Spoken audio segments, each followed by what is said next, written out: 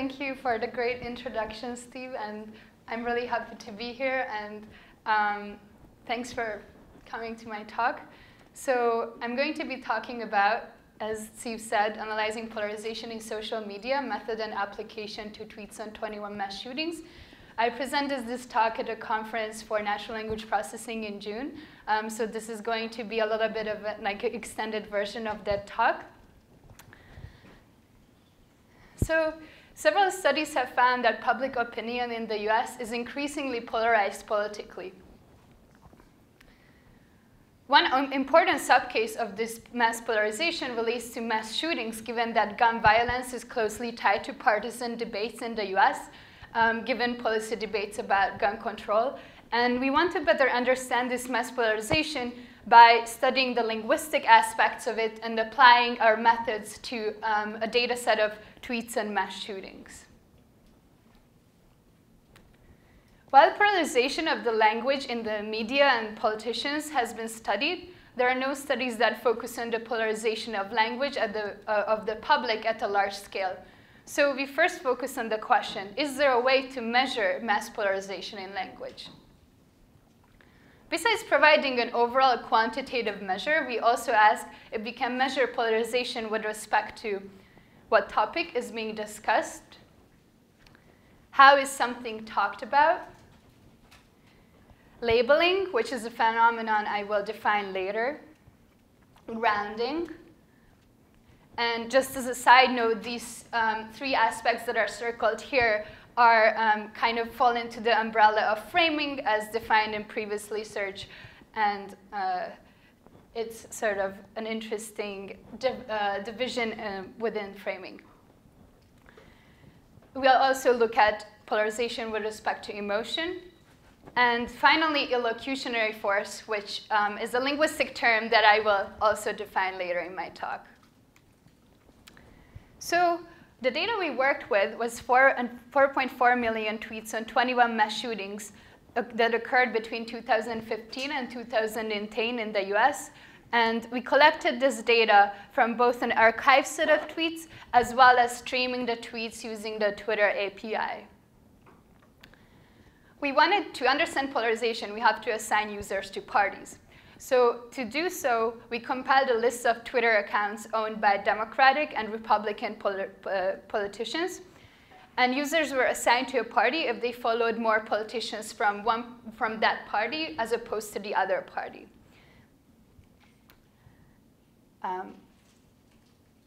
We validated our method by comparing the state-level proportion of Republicans assigned by our method with the state-level Republican vote share in the 2016 elections. This plot shows on the x-axis the Republican two-party vote share in the 2016 elections for each state, and then the y-axis shows the proportion of Republican users in our data. There's a very high significant correlation among the two, which we take as a validation of our method. So now let's turn to the first question. Is there a way to measure mass polarization in language? We adopt the Leavitt estimate of polarization, which is a measure developed by my co-authors, and they applied it to the US Congress speeches before. This measure is defined as the expected posterior probability that an observer with a neutral prior would assign to a user's true party after observing a single token by the user. Token means unigram or bigram, basically word separated by punctuation or spaces. Just to give a bit more deep intuition about this. So this measure gives you an expected value over the distribution of users and the vocabulary. To calculate it, we first take the token distribution vector for a particular user U. And we also take a vector of association measures between a party and each token. In our case, these association scores are basically just the posterior probability of the token being used by that given party. But you could imagine using PMI, like point finds mutual information, or other kinds of association scores.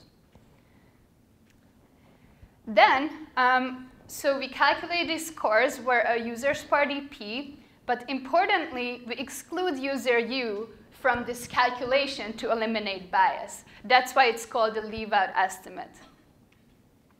We take the dot product of these two vectors for a particular user. Then we take the average across all users for a particular party. Then we take the average across the two parties. Just a note that values above 0.52 are highly polarized. The US Congress in recent years has had a value of about 0.53. And the reason is that, that basically this value just means that you only need, you can basically tell more than a chance level that a user belongs to a particular party just by seeing a single token that they use. So we calculated the leave-out estimate for each event separately, and we found that all of them are significantly polarized. So each point here denotes an event, and the blue scores are if you are just like comparison sanity check, where we assign users to parties randomly. That's the values you would get, which is 0.5, just random. And you see that all the actual values are significantly higher than that. So just a comparison, 0.53 is where the US Congress is. Some of the events, actually more than half of the events, are more polarized than the US Congress. Now we turn to the second question. How do we measure polarization with respect to what topic is being discussed? In order to measure this, we first need to assign tweets to topics. We experimented with two well-known topic modeling approaches, such as LDA and bi-term topic modeling, the latter of which was developed for short text, precisely tweets. However, we found that the topics they capture are highly event-specific, and that the highest probability words are simply frequent words in our data, and they don't necessarily capture any useful signal. So we wanted to develop a method that, that captures high-level themes across events. We propose a method called clustering for nested data. The data is nested because it comes from different distributions, from different events. And we relied on the abstractive power of embeddings to get these topics. So to give you a step-by-step, so we sampled an equal number of tweets from each event. Then we built a vocabulary of word stems that occur at least 10 times in at least 3 events. This is to make sure that our vocabulary is not event-specific. Next, we trained GloVe embeddings. GloVe is a very standardly used package for getting vector representations for words. So we use that to embed each of the tokens in our vocabulary in a vector space. And then we use these token embeddings to create tweet embeddings using Aurora et al.'s methods. It's basically just a weighted average of the token embeddings using TF-IDF, so an importance weight for each token in that tweet as a way to take the weighted average. Once we have the tweet embeddings, we cluster embeddings using the k-means algorithm. And the distance metric is cosine similarity as opposed to Euclidean distance, because cosine is usually what's used for measuring distance between word embeddings. So we evaluated these all of the 3 models after performing the same pre-processing step to each of them, and we tried topic numbers ranging from 6 to 10. One of the evaluation methods was word intrusion.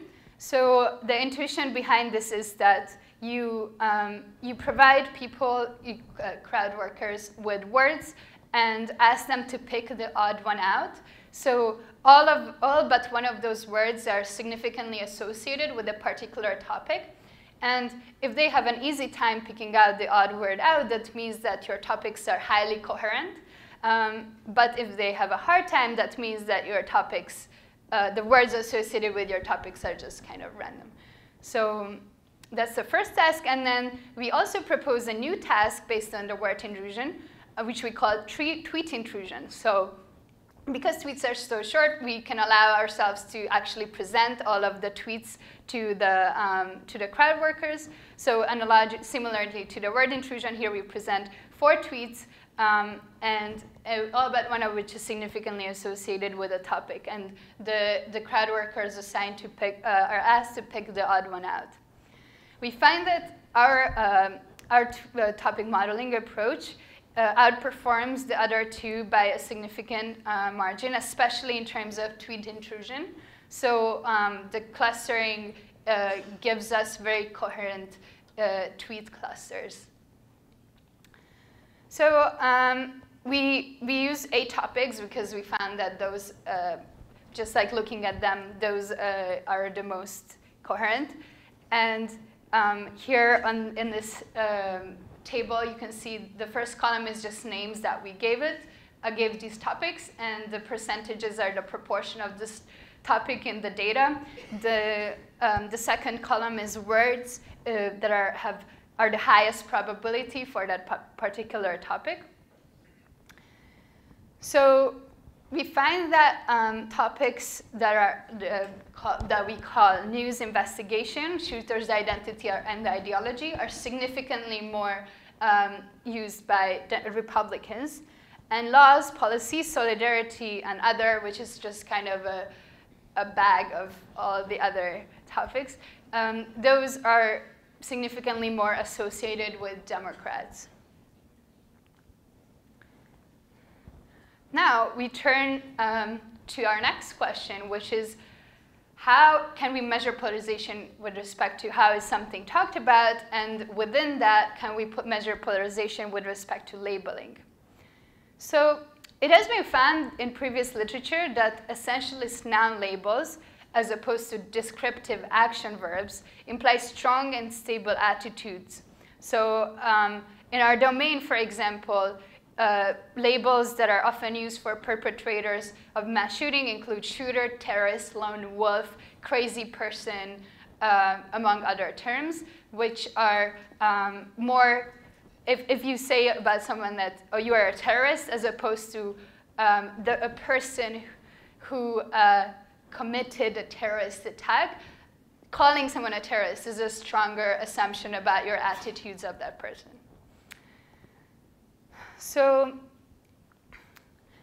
for example, yeah, as I mentioned, labels that are often used to describe perpetrators are shooter, terrorist, lone wolf, crazy person. And here I focus on the word terrorist because it's a highly ideologically charged label, and you find interesting patterns for it, but I'm happy to talk about the other ones in the Q&A. So it's also a word that was found to be used differentially by the news media describing shooters of different races. So this plot is showing you for each dot represents a particular event. The x-axis shows the log odds ratio, so it's basically a measure of how strongly associated the term terrorist is with Democrats versus Republicans. Anything that's to the right, so greater than 0, means that it's more associated with Republicans. Anything that's on the right, so negative values, suggest that that word is more associated with Democrats. So if you divide events based on the shooter's race, you get a pretty striking result. So in the case of all events where the shooter is white, Democrats are more likely to use the term terrorist. And in the case of all events where the shooter is a person of color, so African American, Middle Eastern, in those cases, Republicans are more likely to use the word terrorist. Yes. Sorry. So in fact, terrorist is the token which shows the greatest difference in terms of its partisanship based on the shooter's race. All the other terms are less significantly different if you divide the events based on the shooter's race.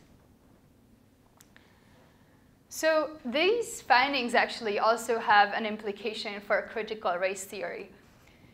The fact that Democrats are using the terrorist label, which is called a controlling image, which tends to be associated with Middle Eastern men, more than Republicans, suggests that, that Democrats are deracializing this term, this controlling image, by associating it with more with white people.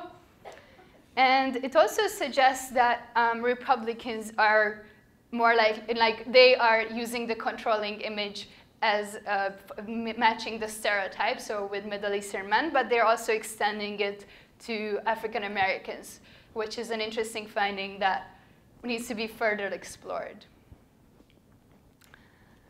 So next, turn to our findings with respect to grounding. So we define grounding as a contextualization of a mass shooting among other events of mass violence. So to just give you an example, this tweet is about Orlando mentioning Sandy Hook. And this event is about Orlando mentioning 9/11. Just by reading the tweets, you can sort of see that they take kind of different political stances. To measure the partisanship of the mentions of other context events, we also use the log-odds ratio you just saw for labels. And we basically aggregate all tweets across all events in our data and just look at a certain number of context events that have a higher frequency than a particular threshold, and then see which events are more significantly associated with Democrats versus Republicans. So in this plot, anything that will be on the right of the neutral will be more associated with the Republicans, and anything on the left is more associated with Democrats. So we find that shootings at schools and places of worship are more likely to be mentioned by Democrats. And we also find that shootings by people of color are more likely to be mentioned by Republicans, with a few exceptions.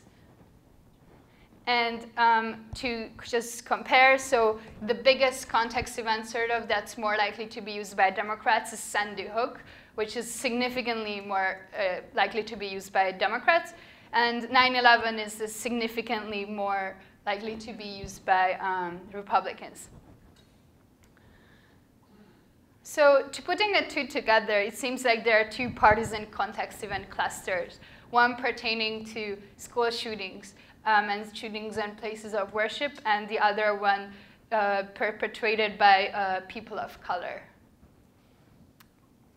It's hard to disentangle these two because there is a high correlation, in fact, by the between the race of the shooter and where the location of the shooting. So next, I'll turn to another aspect of polarization, which is emotion. To deduct what kind of emotion is expressed by the users, we use a method which is based on a lexicon, which is the NRC emotion lexicon. And we adapt it to our domain by looking at cosine similarities of words in our embedding space. I'm happy to talk more about that in the Q&A if you're interested in the details. We focus on 5 different emotions. I dropped joy because that's just not necessarily relevant in this domain. So disgust, fear, anger, trust, and sadness. Anything, again, to the right is more Republican, and anything on the left is more Democrat. So we find that disgust and fear is significantly more associated with Republicans, and sadness is significantly more associated with Democrats. Our findings about disgust and fear is actually supports previous work that has found that more conservative ideologies are linked in some ways to expressions of fear and disgust. So finally, I'll turn to our findings with respect to illocutionary force. This is probably the most linguistic aspect of polarization I looked at, and to give you some background, so modality is concerned with necessity and possibility. Modals include words like should, may, would. There is like a collection of different words. And illocutionary force is basically the intention behind an utterance. So the way the two are linked together is that in the aftermath of a tragic event, people seek solutions using the word should, or assign blame using the expression, for example, should have. And so we're using these modals as a proxy for detecting what's the intention behind the user's tweet, or illocutionary force. Here is a random sample of tweets that have necessity modals in them. Necessity modals are should, need to, must, have to.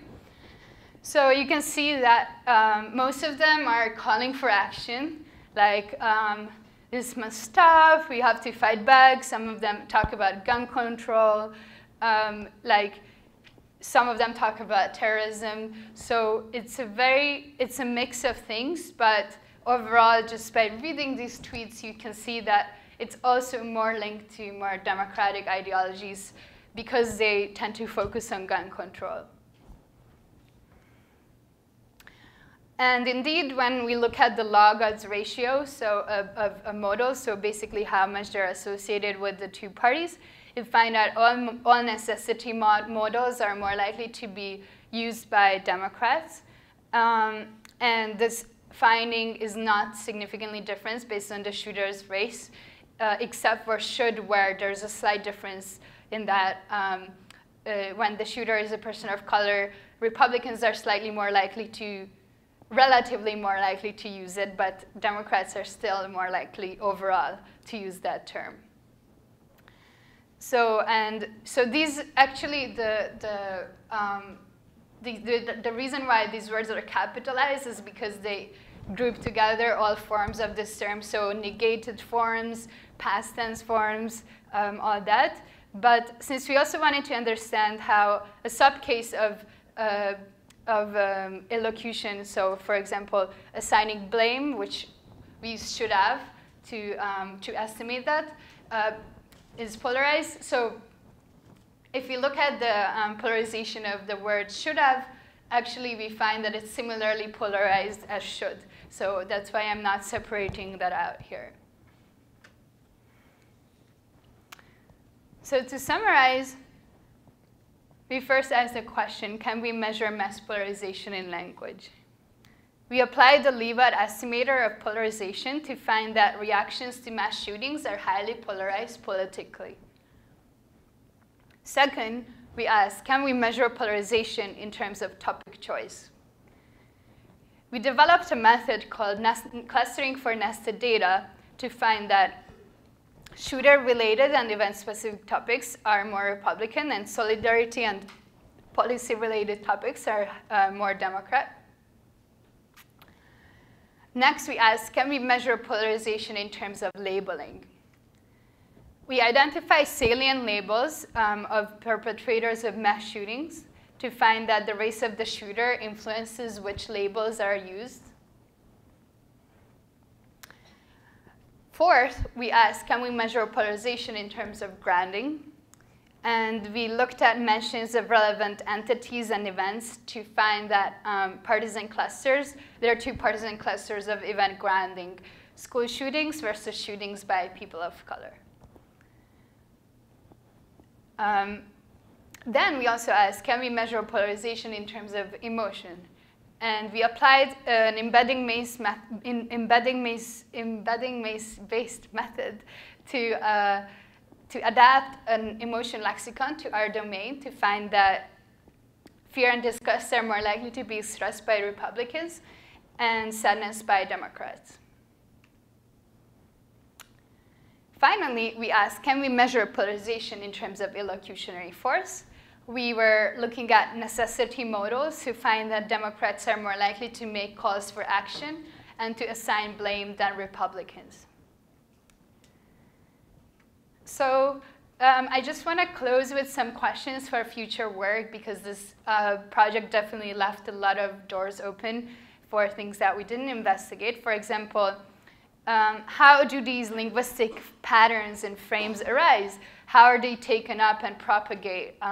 Is it a bottom-up versus top-down phenomenon? Like, we sort of found evidence that it's both, that it's not the case that politicians are starting to tweet these kinds of polarized frames and then other people follow them.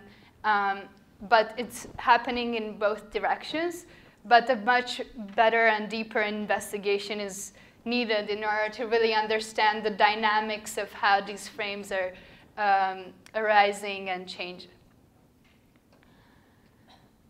Also, we wonder how does the time of a mass shooting in relation to others change the discussion of an event? Like, unfortunately, in recent months, there were events that occurred very close in time to each other, and these can also affect how people are talking about them, and versus events that are very far apart, for example.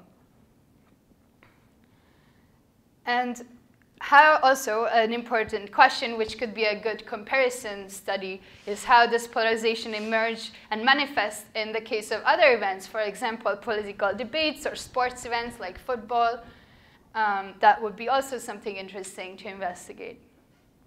Also, very importantly, given that we observe this polarization and we are not making any evaluative judgment if it's a good or a bad thing, but I mean, there are more arguments that would say that it's not necessarily a good thing. So what can researchers do to mitigate this polarization? So here are my collaborators. The last one is Dan, is my advisor. And Matthew and Jesse are both in economics and political science. And James is in biology, data science. So thank you so much.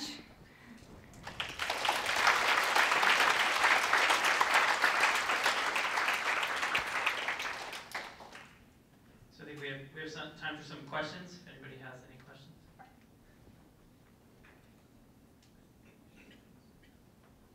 Thank you so much for your talk. It was really great. And a quick question.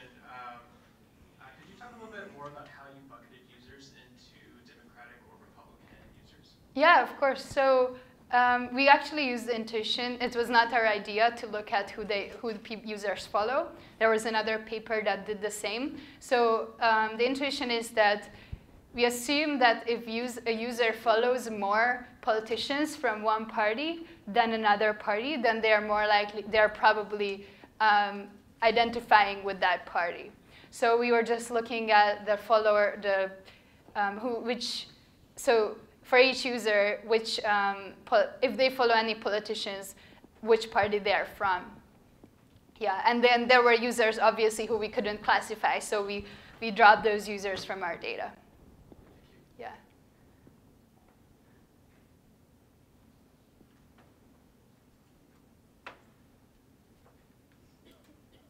Hi, thank you again for the talk. I had a question specifically about how you use the crowd, and I think earlier you mentioned there are groups of words, they were trying to identify a particular word out of that grouping.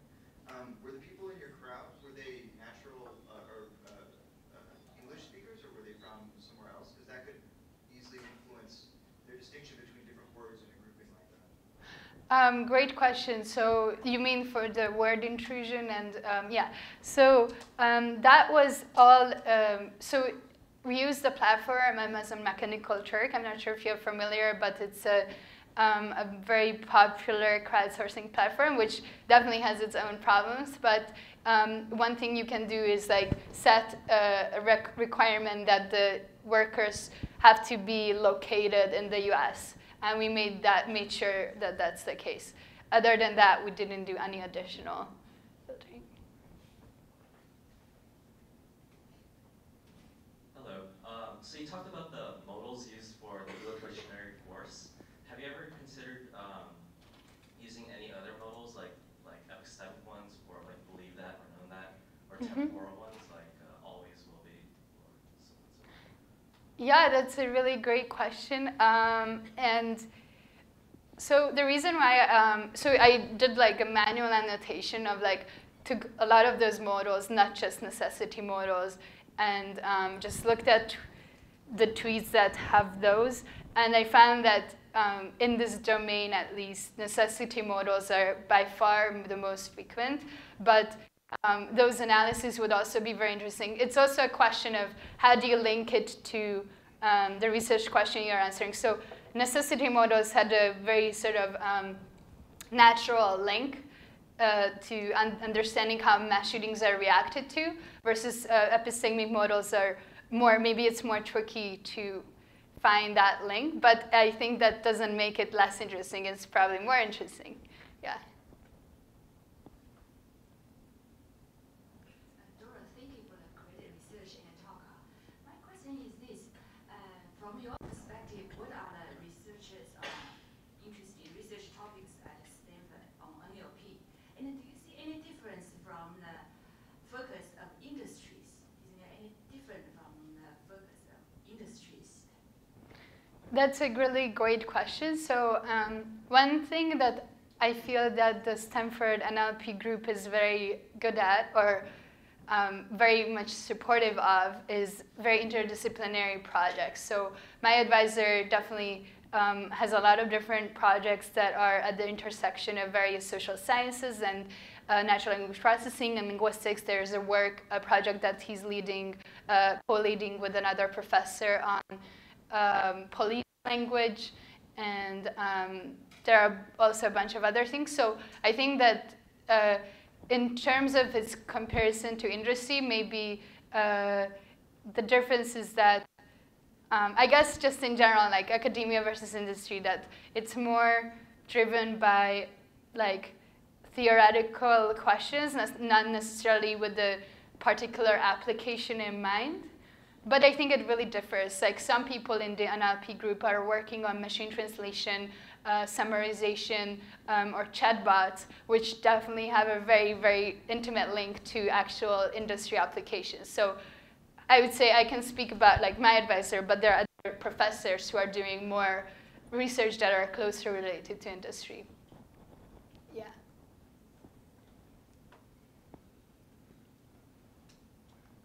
Yeah, I was just wondering, did you think of applying this to maybe other types of disasters and maybe tragedies, especially like climate change related disasters?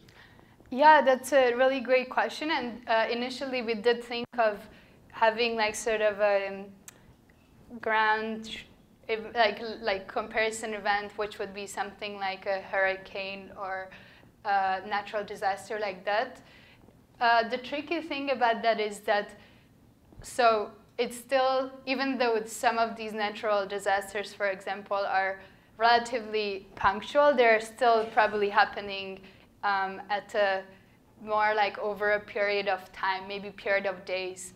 And our focus was really understanding how does polarization develop over the hours after an event, which is not something I talked about here, but we did see like an increase in polarization in after the hours. And for other events, like what you mentioned, it would be more difficult to do that. But I think it would be a very good thing to try. Yeah.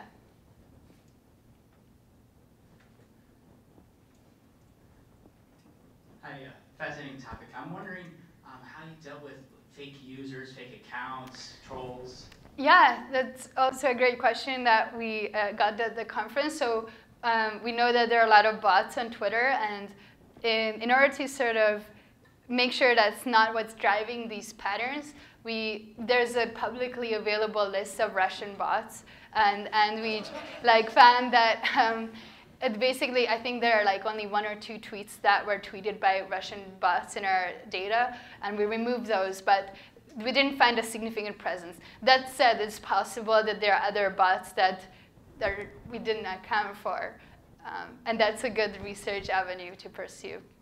Yeah.